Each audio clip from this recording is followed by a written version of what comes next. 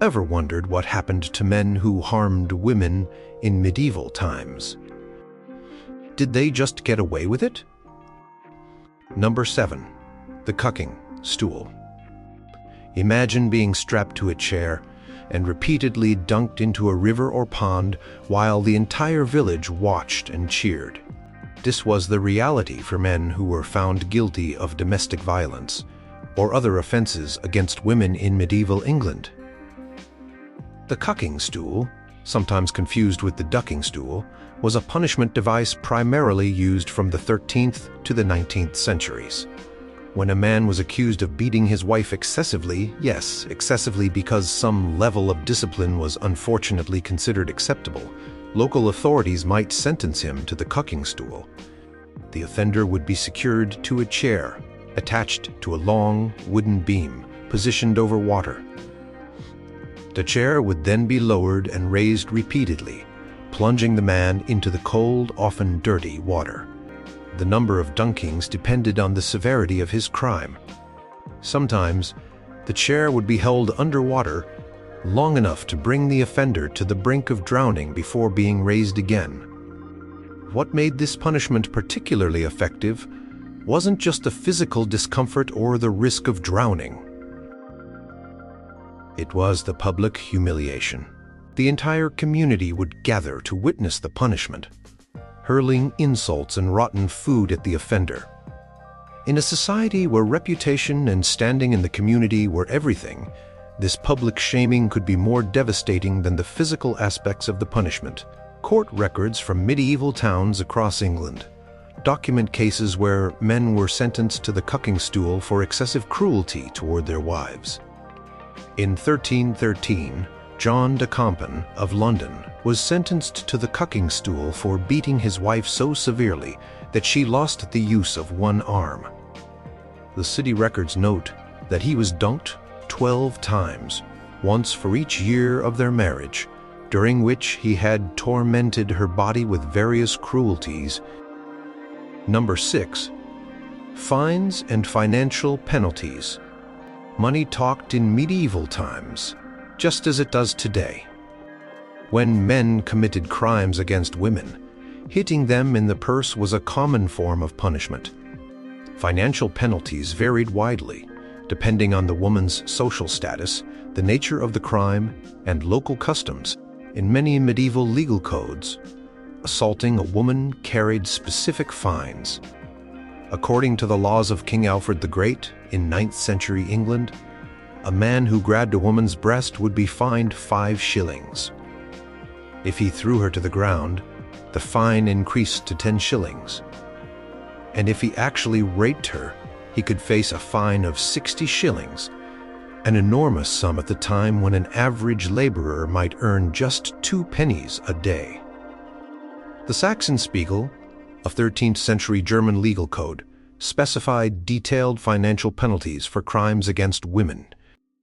A man who raped a virgin would pay her family twice her wergild, essentially her value in the legal system, while also owing additional compensation to the woman herself. In the Italian city-states, municipal statutes often included detailed schedules of fines for various offenses against women. In 13th century Bologna, the fine for raping a respectable woman could be as high as 100 lire, equivalent to several years' wages for an artisan. What's particularly interesting about these financial penalties is that they often required the offender to pay the woman directly, not just her male relatives or the state. This gave the woman herself some form of restitution and acknowledged her as the wronged party. Court records from medieval England show that these fines were actually collected. The Eyre Rolls, records of judicial proceedings, document numerous cases where men were fined for assaults on women. In 1270, William of Durham was fined 20 shillings for beating Emma, the Brewster, against the king's peace.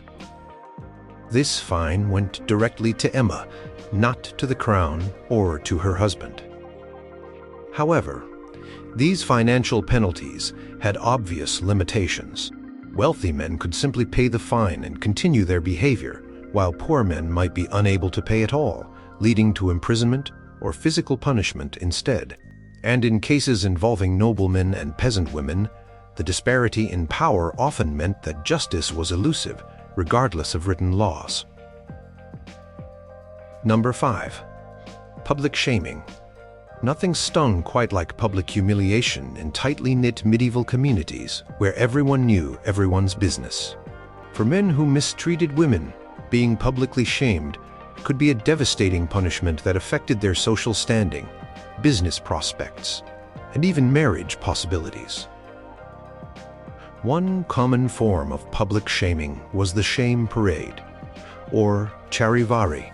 A man who had been cruel to his wife or had committed sexual offenses might be forced to parade through town, sometimes backwards on a donkey, while townsfolk followed, banging pots and pans, jeering and throwing refuse. In some regions of medieval France, men convicted of domestic violence were paraded through town wearing only a shirt, carrying a heavy stone called the pierre de reproche, stone of reproach. Another shaming punishment was the pillory or stocks, wooden frameworks with holes for the head and hands. Men who had committed offenses against women might be locked in these devices in the town square, where passersby could mock them, spit on them, or pelt them with rotten food and excrement. Court records from 15th century London document the case of Richard Walker, placed in the pillory for having wickedly and shamefully behaved towards several women in his neighborhood. In medieval Germany, men who had sexually harassed women might be forced to wear a shunned mask, shame mask, a heavy iron mask designed to humiliate the wearer with grotesque features. Different masks were used for different offenses, with some specifically designed for men who were verbally abusive to women. The public nature of these punishments served multiple purposes. It provided visible justice for the victim, deterred others from similar behavior, and created a lasting stigma for the offender. In small communities, where reputation was crucial for business dealings and social relations, such public shame could be devastating. An interesting case from 1384 in the town of York, England, shows how seriously some communities took crimes against women. A man named Thomas Judson was convicted of beating his pregnant wife so severely that she miscarried. His punishment included standing at the market cross for 3 market days wearing a paper hat describing his crime, followed by public reconciliation with his wife, where he had to beg her forgiveness while kneeling before her in the church. Number 4. Mutilation and physical punishment. Medieval justice could be brutally direct, with physical punishments designed to match crimes in a very literal way. For men who committed violence against women, this could mean facing similar violence themselves. In cases of sexual assault or rape, castration was sometimes used as punishment. This was particularly true in early medieval Europe. The Visigothic Code, which governed Spain in the 7th century, prescribed castration for rape. Similar punishments appeared in various European legal codes from the early Middle Ages. The logic was straightforward. The offending body part would be removed. Court records from 12th century England document several cases where men were castrated for rape, though by the later medieval period this punishment became less common. Whipping was another common physical punishment. Men who beat women might themselves be publicly whipped. The number of lashes typically corresponded to the severity of the offense. In 1395, court records from the English town of Nottingham show that a man named William Snell received 40 lashes for beating his wife cruelly and against the peace. Branding was also used in some jurisdictions. Men who committed serious offenses against women might be branded on the face or hand with a letter indicating their crime. This permanent mark ensured that their offense would be known to everyone they encountered for the rest of their lives. In some regions, the law of retaliation, known as lex talionis, was applied. If a man damaged a woman's eye or broke her limb, he might face the same injury. The Sachsenspiegel, the German legal code mentioned earlier, includes provisions for such retaliatory justice in cases of serious bodily harm. While these punishments may seem barbaric to modern sensibilities, they reflected the medieval understanding of justice as requiring a visible physical component. The punishment had to be seen and felt, both by the offender and by the community. A particularly striking case comes from 14th century France, where a nobleman was convicted of raping multiple peasant women. Despite his status, he was sentenced to have his right hand, the offending hand, cut off before being executed. The court record notes that this punishment was designed to show that no man, however high his station, may raise his hand against a woman's honor. Number 3. Excommunication and religious penalties. In a society where religion permeated every aspect of life, religious penalties could be among the most severe punishments. For men who committed serious offenses against women, the Church had its own system of justice. Excommunication was the nuclear option. A man who was excommunicated was cut off from the sacraments and the community of believers. He couldn't attend Mass, receive communion, be married in the church, or be buried in consecrated ground. Given the central role of religion in medieval life, this was a devastating punishment that essentially made someone a social outcast.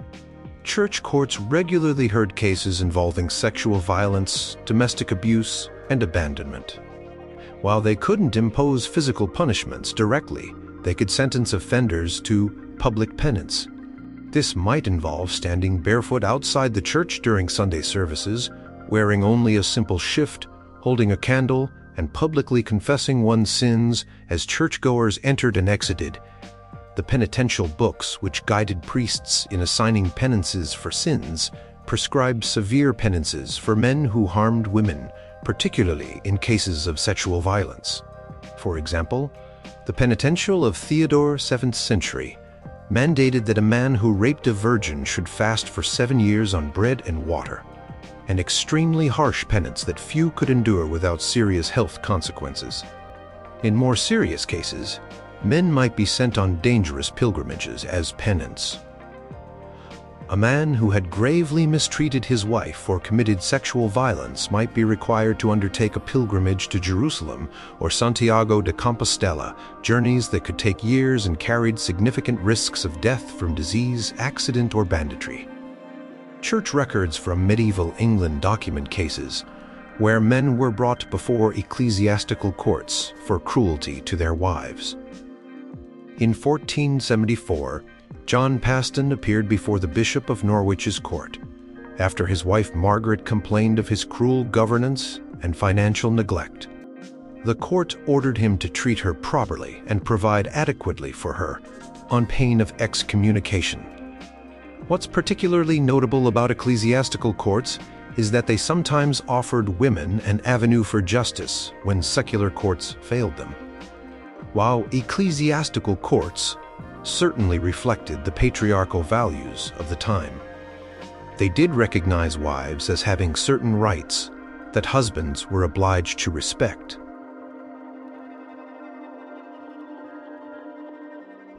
Number 2. While medieval prisons weren't the massive correctional facilities we know today, imprisonment was still used as punishment for men who committed crimes against women, particularly in urban areas with established jail systems. Medieval towns often had cells in town halls, gate towers, or dedicated prison buildings. Men convicted of serious offenses against women might find themselves locked in these often squalid conditions. Unlike modern imprisonment, which is seen as the punishment itself, medieval imprisonment was frequently used to hold someone until they paid a fine, completed another punishment, or went to trial. However, in some cases, imprisonment itself was the sentence. Court records from 14th century London show cases where men were sentenced to a year and a day in Newgate Prison for violent assaults on women. Conditions in these prisons were notoriously harsh. Prisoners often had to pay for their own food and basic necessities, with those unable to pay facing starvation unless charities intervened. Some cities had special prisons for domestic abusers. In 15th century Augsburg, Germany, the Narrenhaus, Fool's House, held men who had been violent toward their wives. While detained, these men were required to perform public labor, often while wearing distinctive clothing that identified their offenses. In Venice, court records from the 14th and 15th centuries document numerous cases where men were imprisoned for violence against women.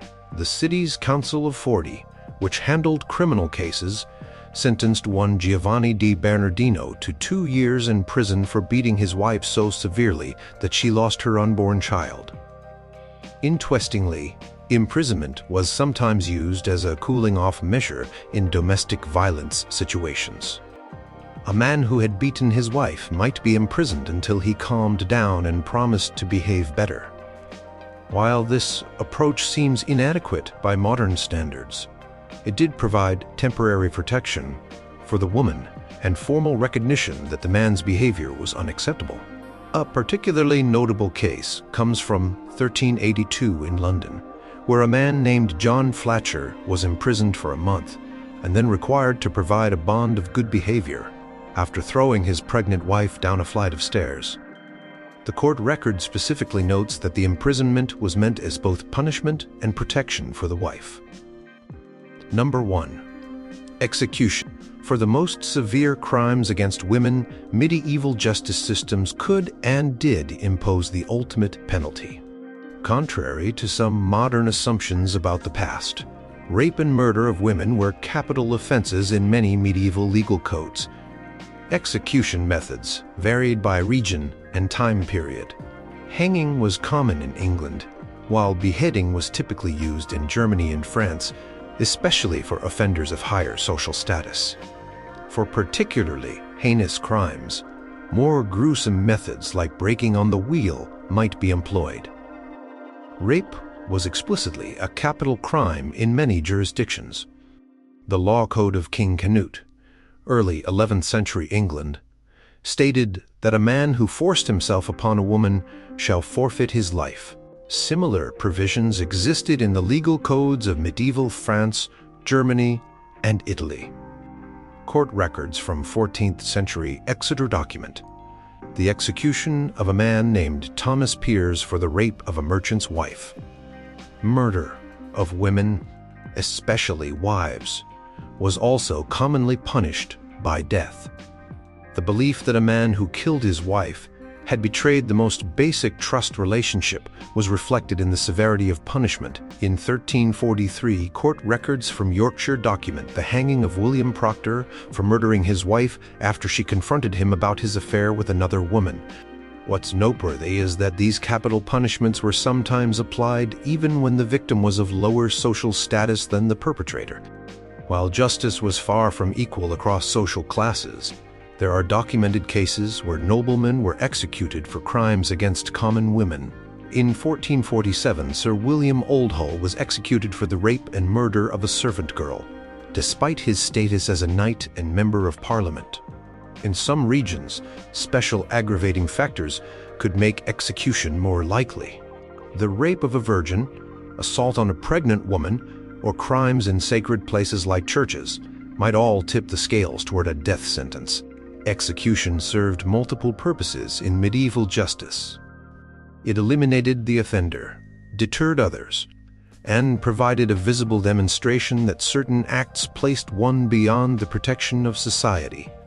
For the most grievous crimes against women, medieval communities were willing to impose this final, irreversible punishment.